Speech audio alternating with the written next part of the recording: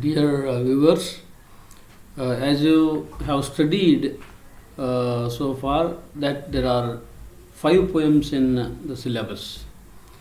We have discussed all the poems. Uh, now it helps you to refresh yourselves about all the poems and their themes and the poets. So one thing you have to remember is that when you think of poetry, think of the syllabus of poetry, you should suddenly remember all the titles of the poems. There are only 5 poems, so you should remember all the titles of the poems, and also you should remember the names of the poets. So you should be so thorough about these, because these help you to annotate the lines in the examination. Okay, so today let us move on to discuss the poems one by one within just half an hour.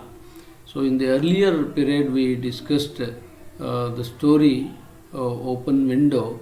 We read that story where a patient, that too mental patient, gets cured of his nerves problem with the very technical counseling that was held by Mrs. Shapleton. So with that, let us move on to the poems. So here, if we repeat the short discussion of the poems, the revision of the poems, it enables you to refresh and reinstate the comprehension and interpretation, analysis, critical interpretation of all the poems. So that refreshment helps you a lot from the examination point of view. So let us move on to the first poem, Mother to Son. So Langston Hughes, an Afro-American poet, that he published the collection of his poems called The Very Blues. From that this poem is taken. He served as a merchant seaman and working in a Paris nightclub.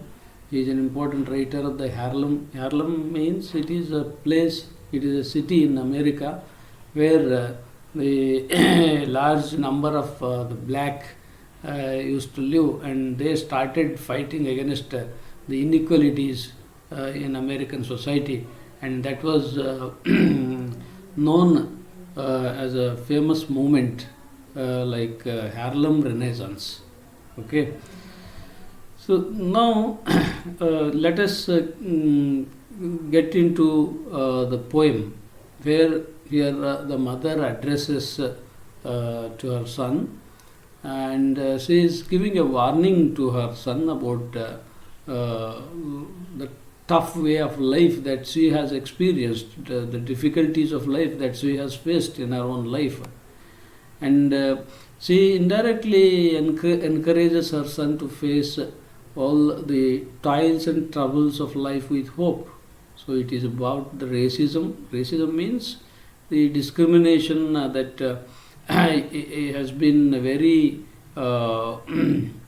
mandated, that has been very naturally practiced, that has been very much practiced in American society, and where due to the color of the black, they were exploited, they were oppressed, and they were insulted, and they were made to suffer a great injustice and loss of freedom, so on and so forth. And against that, here there is an indirect advice to her son. The advice from mother to son has a universal message. Here the mother advises means it is not a single mother advising a single son. It is the mother's voice of the all the mothers of the black are represented here in the voice of this mother. So this is how she mentions some of the things in that poem, and all those things are the symbols of the racism. All these can be interpreted as the symbols of racism in this poem. So with that we can move on to the next point. ಈಗ ನೋಡ್ರಿ, ಈ mother to ಸನ್ನನ್ನು ನಾವು ಯಾವ ದೃಷ್ಟಿಕೋನ ಇಟ್ಕೊಂಡು ಓದ್ಬೇಕಂದ್ರೆ, ಇದ್ರಾಗ first poet ಒಬ್ಬ Afro ಅಮೇರಿಕನ್ನು ಮತ್ತು ಅವನು ಒಬ್ಬ ಬ್ಲ್ಯಾಕ್ ಆಗಿ ಈ ಪೊಯಮನ್ನು ಬರಿತಾ ಇದ್ದಾನೆ. ಇದು it has a suggestive of racism ಅಂತ ನಾವು ಈ ಪೊಯಮನ್ನು ಅದರ ಹಿನ್ನೆಲೆ ಇಟ್ಕೊಂಡು ಓದಿದರೆ, ಈ ಮದರು ತನ್ನ ಮಗನಿಗೆ ಅಡ್ವೈಸ್ ಮಾಡ್ತಾ ಅವಳು ಹೇಳ್ತಾಳೆ, ನೋಡಪ್ಪ ಮಗನೇ, ನೀನು ಈ ಜೀವನದ ಹಾದಿಯಲ್ಲಿ ಹೋಗಬೇಕಾದ್ರೆ ಕಲ್ಲು ಮುಳ್ಳುಗಳೆಲ್ಲ ಬರ್ತವೆ, ಟ್ಯಾಕ್ಸು, ಸ್ಪ್ಲಿಂಟರ್ಸು ಎಲ್ಲ ಹೇಳ್ತಾಳೆ, ಮುಳ್ಳುಗಳು ಬರ್ತವೆ. ಹಂಗಂತ ನೀನು ಹೆದರಬಾರ್ದು, ಹಿಂದಕ್ಕೆ ಬರಬಾರ್ದು. ನೀನು ಏನೋ ಸ್ಟೇರ್ ಕೇಸನ್ನು ಹತ್ತಬೇಕಾಗುತ್ತೆ, ಹತ್ತುವಾಗ ಟರ್ನಿಂಗ್ಸ್ ಬರ್ತವೆ, ಅಲ್ಲಿ ನೀನು ಹಾಗೇ ಸುಸ್ತಾತು ಅಂತ ರೆಸ್ಟ್ ತಗೊಂಬಿಟ್ಟಿಯ, ಮುಂದೆ ಹೋಗೋದನ್ನು ಬಿಡಬೇಡ. ಮತ್ತು ಕತ್ಲೆ ಬರುತ್ತೆ, ಕತ್ಲೆಯಲ್ಲಿ ಹೋಗೋಕ್ಕಾಗಲ್ಲ ಅಂತ ನೀನು ನಿನ್ನ ಜರ್ನಿನ ಸ್ಟಾಪ್ ಮಾಡಿಬಿಟ್ಟಿಯ, ನೀನು ಯಾವ ಕಾರಣಕ್ಕೂ ಹಿಂಜರಿಬೇಡ, ಮುನ್ನುಗ್ತಾ ಇರು ಅಂತ ಹೇಳ್ತಾರೆ. ಸೊ ಇದನ್ನೆಲ್ಲ ನಾನು ಅನುಭವಿಸಿದ್ದೀನಿ ನೋಡು, ಇವತ್ತಿನವರೆಗೂ ನಾನು ಆ ಜರ್ನಿನ ಮಾಡ್ತಾನೇ ಇದ್ದೇನೆ. ಯಾಕೆಂದರೆ ಮುಂದೊಂದು ದಿನ ಬೆಳಕು ನನಗಾಗಿ ಕಾಯುತ್ತೆ, ನನಗಾಗಿ ಬೆಳಕು ಬಂದೇ ಬರುತ್ತೆ ಅನ್ನೋ ನಂಬಿಕೆ ಇಟ್ಕ, ಹಂಗಾದ್ರೆ ನೀನು ಮುಂದೆ ಹೋಗ್ತೀಯ ಅಂತ ಅಡ್ವೈಸ್ ಮಾಡ್ತಾಳೆ. ಸೊ ಅಲ್ಲಿ ಸಿಂಬಾಲಿಕ್ ಎಲಿಮೆಂಟ್ಸ್ ಏನು, ರೇಸಿಸಮ್ಗೆ ಏನು ಎವಿಡೆನ್ಸಸ್ಗಳು, ಅವನ್ನೆಲ್ಲ ನಾವು ಎಕ್ಸ್ಟ್ರಾಕ್ಟ್ ಮಾಡಿ ಅನಲೈಸ್ ಮಾಡಿದರೆ, so that would make you understand the poem so well. So now let us move on to the next poem, the second coming. The second coming is a very famous poem of the famous writer W.B. Yeats. He is an outstanding English poet, essayist of the 20th century. In 20th century, W. Yeats was a master of poets. He was a well-known poet as T.S. Eliot. So he was deeply fascinated by the Irish legends. So he is an Irish poet, and he was deeply fascinated by the Irish legends, and he played a key role in the Irish Renaissance national movement. And also he received the Nobel Prize for Literature. Just to imagine, as he has got Nobel Prize for Literature, how great he should be. So with this much of the poet, let's go to the poem. The poem, it is about the coming of new spirit. The second coming itself is a symbolic title, because in Bible the second coming has its own symbol, that Jesus Christ took rebirth to redeem this man from his hellish world. So that second coming has its own symbolic meaning, as it is referred in the Bible of the Christian religion. The new spirit here, there a beast appears, and that destroys the modern Christian civilization. So in order to save that the total destruction, or to reconstruct the whole the world of mankind, that Jesus has to come for another time. In the universe there are hatred, jealousy, cruelty, bloodshed. So this is the modern world is filled with all these dangerous things, and that's why to save this world and he has to take another birth. The first arrival of Christ to this world was to save the mankind, but the second one is also essential, and that revelation is at hand that he should come once again in his second coming, in his second birth, to save this world. And love, peace, harmony, humanity can only save the mankind, and nothing else can save the mankind. So this is the message finally the poet gives. The poem begins with this line, just you remember, better you take these lines into by heart. Turning and turning in the widening gyre, the falcon cannot hear the falconer, the things fall apart, the center cannot hold. The blood-dim tide is loosed everywhere, the ceremony of innocence is drowned. So ಈ ಸಾಲುಗಳು ಇಡೀ ಸಾಹಿತ್ಯ ಜಗತ್ತಿನಲ್ಲಿ famous ಆದಂಥ ಸಾಲುಗಳು. ಅದರಲ್ಲೂ the second coming ಏನು famous ಆದ ಪೋಯಮ್ ಆಯಿತು, ಆವಾಗ turning and turning in the widening gyre, falcon cannot hear the falconer. See there is an image. ಏನು turning and turning in the widening gyre, ಈ ಲೈಫ್ ಅನ್ನೋದು ಹೆಂಗೆ ಆಗ್ಬಿಟ್ಟೈತಿ ಅನ್ನೋ ಚಕ್ರವ್ಯೂಹ ಆದಂಗೆ ಆಗೈತಿ. ಅದು ಎಂಟ್ರಿ ಆದಾಗ ಅದನ್ನ ಸುತ್ತೋರ್ದಂಗೆ ಎಲ್ಲಿಗೆ ನಾವು ಕಳೆದು ಹೋಗ್ತೇವೆ ಅಂತ ನಮಗೆ ಗೊತ್ತಾಗ್ತಿಲ್ಲ. The falcon cannot hear the falconer ಅಂದರೆ ಒಬ್ಬ ಯಾರೋ ನಮ್ಮ ಕಂಟ್ರೋಲರ್ ಅದಾನ, ಅವನ ಕಂಟ್ರೋಲ್ನ ತಪ್ಪಿಸ್ಕೊಂಡು ನಾವು ದೂರ ಹೊರಟೋಗಿ ಬಿಡ್ತಾ ಇದ್ದಾವೆ.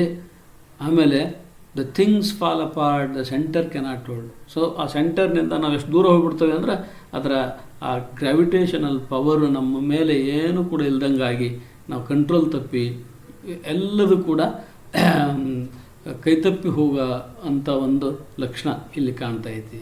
ಸೊ ಅಲ್ಲಿ image of the beast with lion body and man's face ಅದನ್ನು ಪ್ರೆಸೆಂಟ್ ಮಾಡ್ತಾನೆ.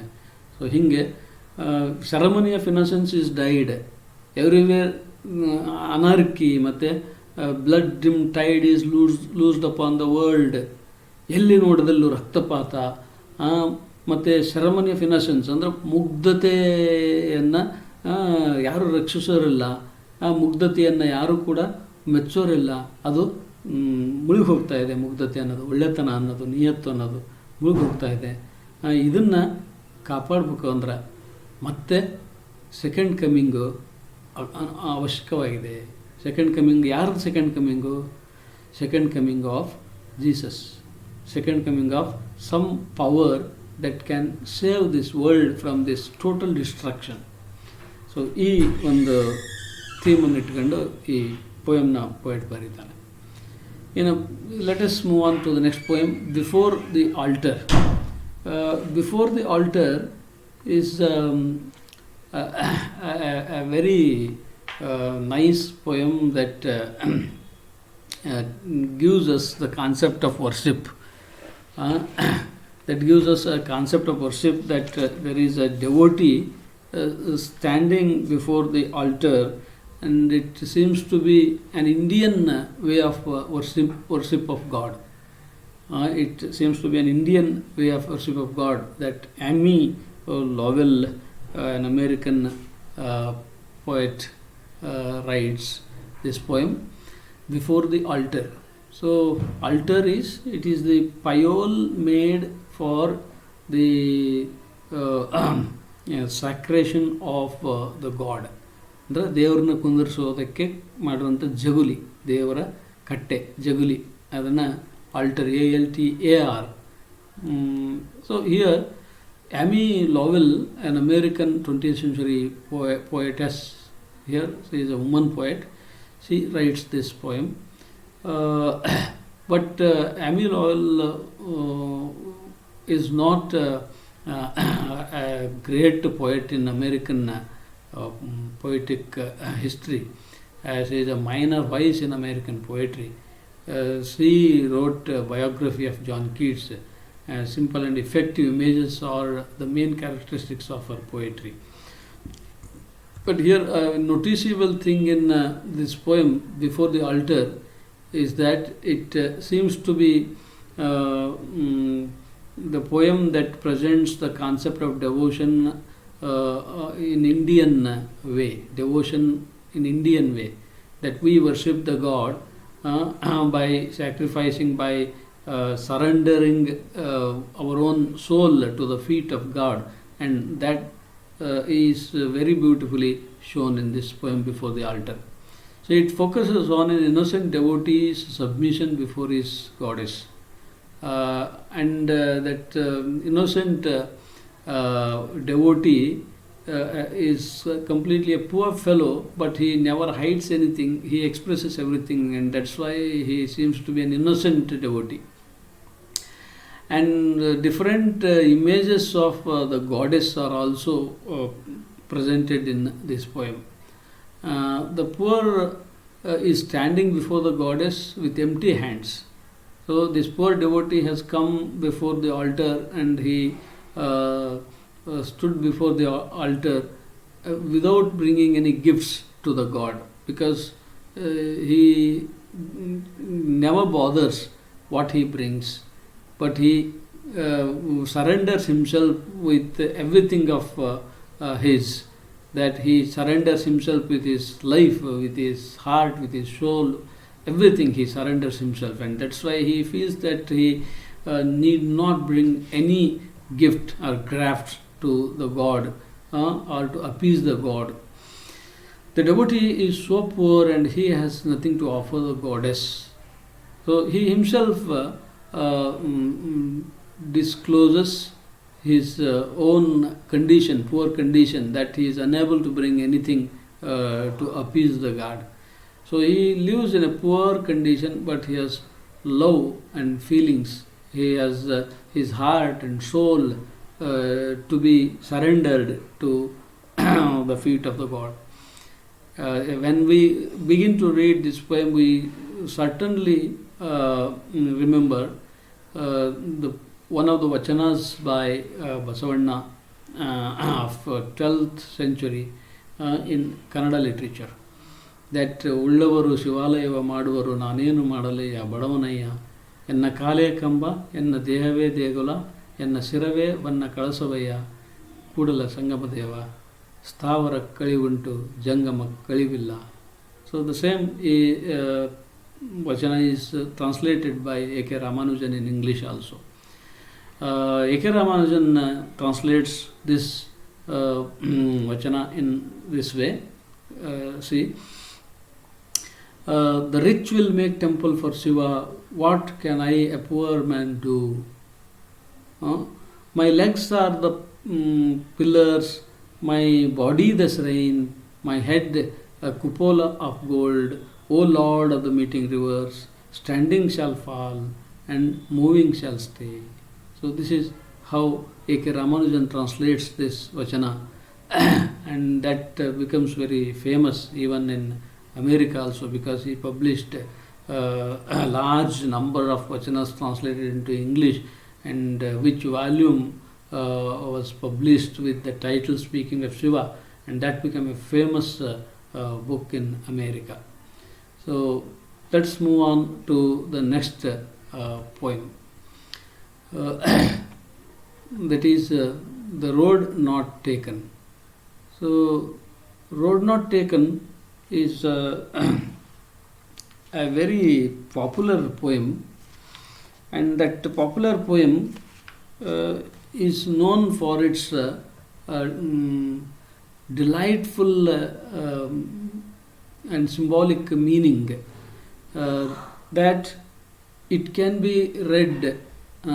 Robert Frost is a very symbolic poet, and he is the best known the nature poet in American English literature, as William Wordsworth is known as the nature poet in British English literature.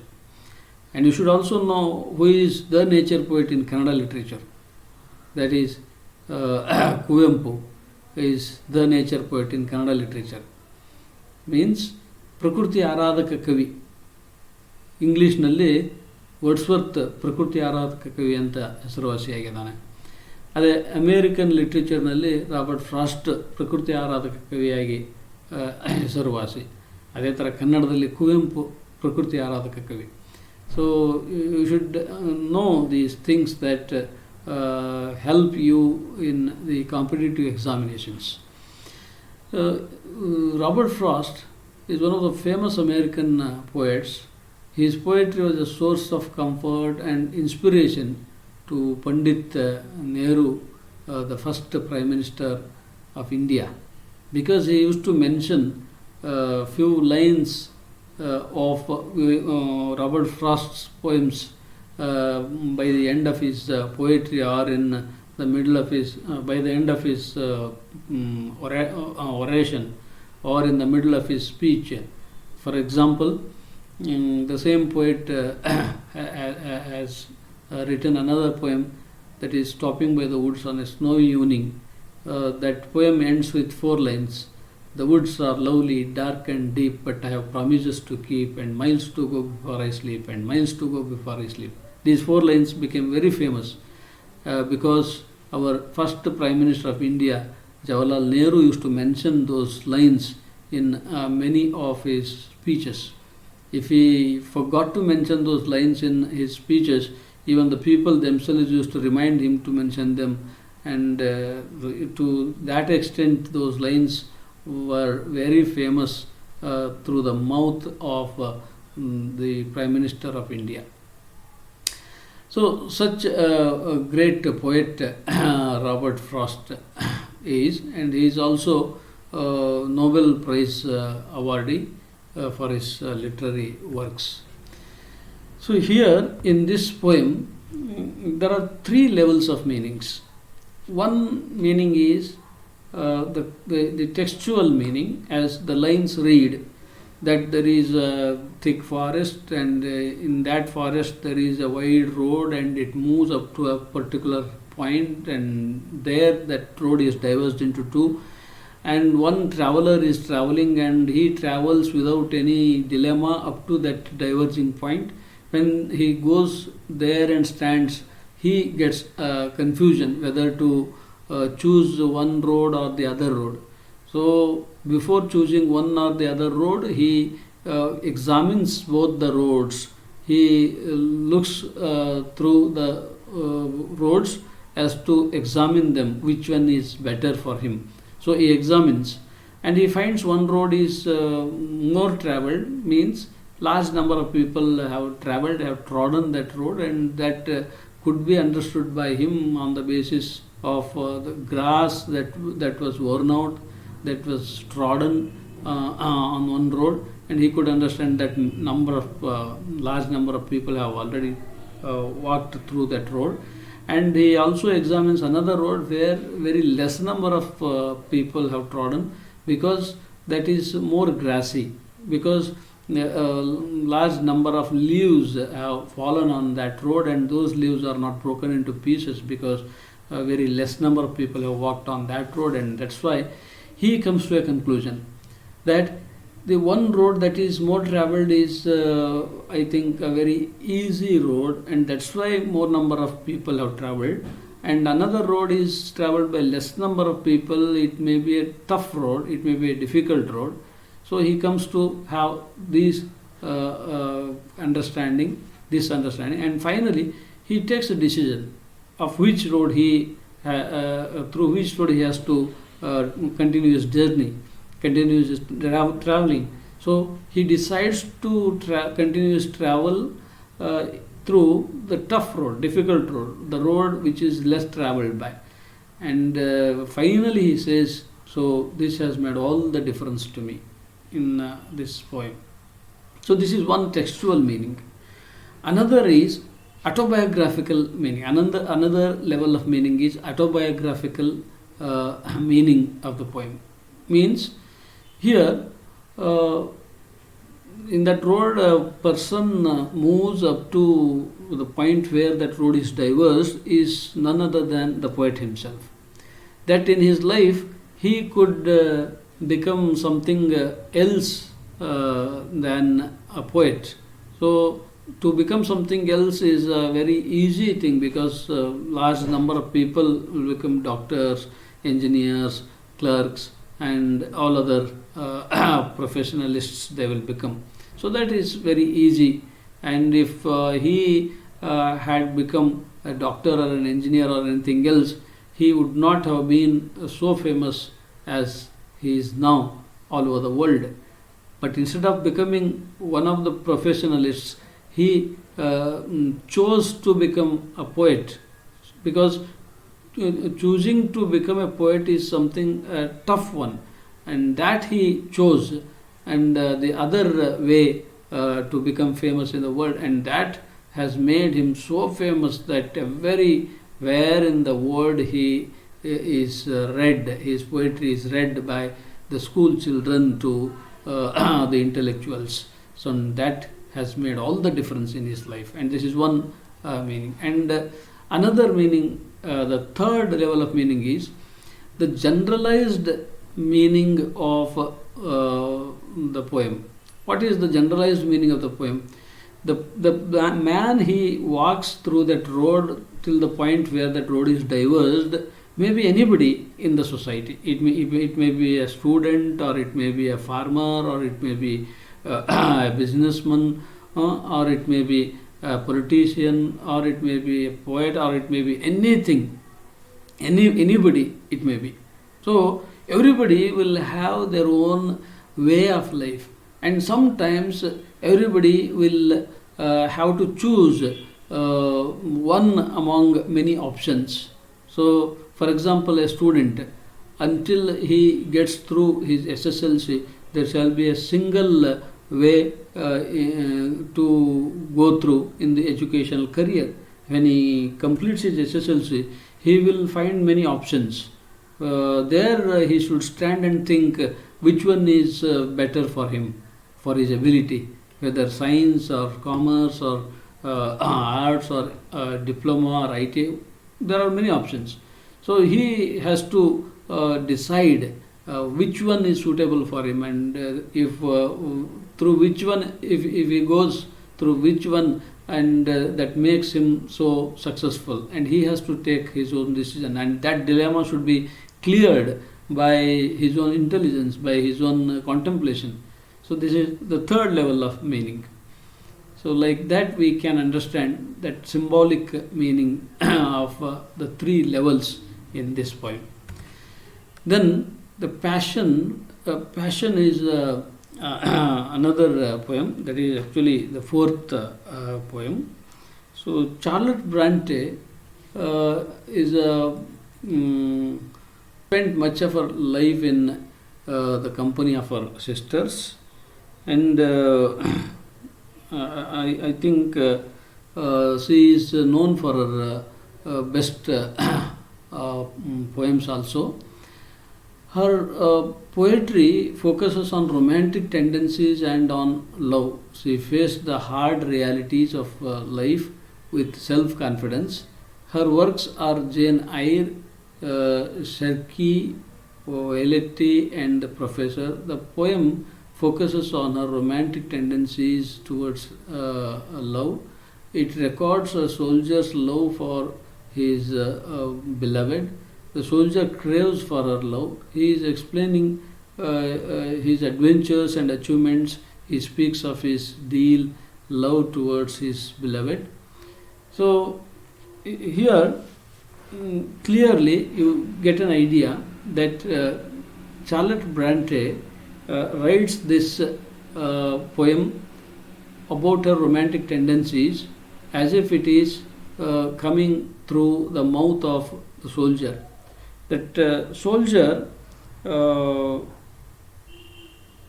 loves his beloved even when he is facing death. So even death never bothers him.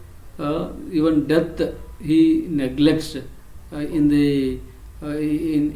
he is engaged in love. So love is so powerful. She wants to say the romantic tendency, and also he is ready to wait for one look, and after that he is ready to sacrifice his life. After that he is ready to give up his heart to embrace the death. And also, when some tragic end happens to that soldier, he imagines what kind of response he may give him. And then whether so soldiers profession is to travel from one place to another very often, whether she is also ready to follow him wherever he goes if her love is stronger, and she also follows him wherever he goes, because very often he shifts his camp from one place to another.